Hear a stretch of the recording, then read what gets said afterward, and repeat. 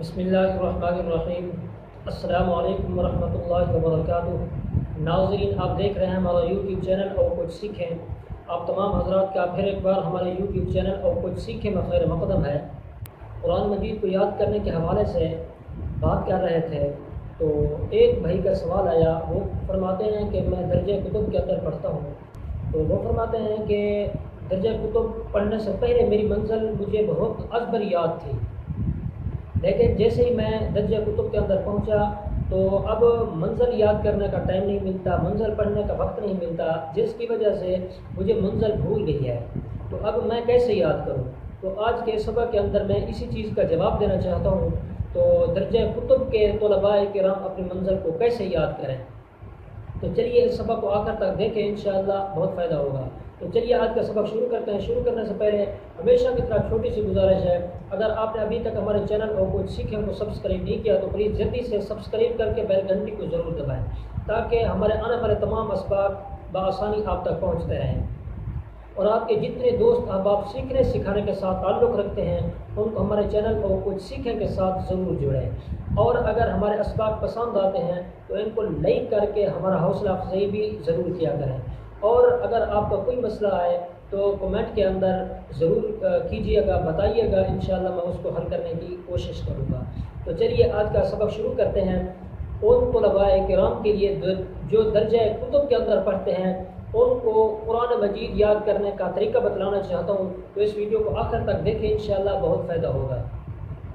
تو عزیزان کرام، میں بڑی سوچ و بچار کے ساتھ آپ کے لیے یہ سبق لایا ہوں۔ اگر آپ درجہ کتب کے اندر پڑھتے ہیں، آپ کو منزل بھول گئی ہے، تو آپ ایسا کریں کہ قرآن مجید کو اس ترتیب سے یاد کریں تو انشاءاللہ العزیز آپ کو منزل پھر کمپلیٹ یاد ہو جائے گی۔ اور اس کا طریقہ کار یہ ہے کہ جب آپ تفسیر کا سبق پڑھتے ہیں تو ویسے ثانیہ کے سال سے یہ تفسیر کا سبق شروع ہو جاتا ہے۔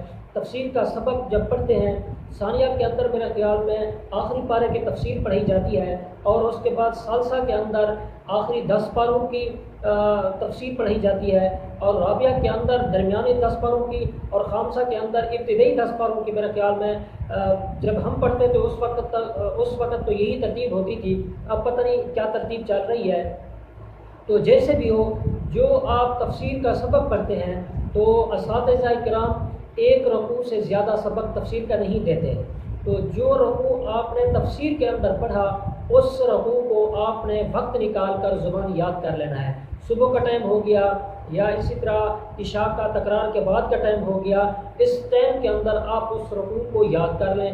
جب وہ رکوع یاد ہو جائے، جب آپ عصر کے وقت سیر کرنے کے لیے جاتے ہیں تو اس رکوع کو دہراتے رہیں، اور اس کے ساتھ ساتھ اس رکوع سے پیچھے والی جو منزل ہے اس کو بھی دہراتے رہیں۔ تو اس ترتیب سے اگر آپ قرآن مجید کو یاد کرنا چاہیں تو آپ کو قرآن مجید پھر یاد ہو جائے گا، اور جب یاد ہو جائے اس کو پھر پیچھے سے دہراتے رہیں، انشاءاللہ العزیز میں گارنٹی کے ساتھ کہتا ہوں پھر یہ آپ کو نہیں بھولے گا۔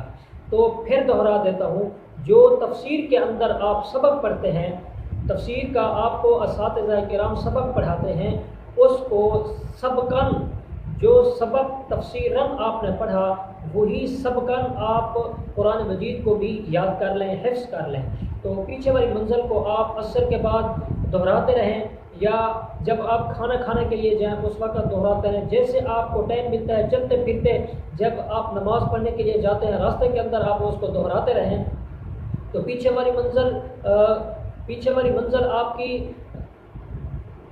جب پیچھے والی منزل کو بھی آپ دہراتے رہیں گے اور آگے سبقاً تفسیر کے طور پر ایک سبق آپ آگے بھی یاد کرتے رہیں گے، تو اس وجہ سے آپ کو قرآن مجید پھر سے یاد ہو جائے گا انشاءاللہ العزیز۔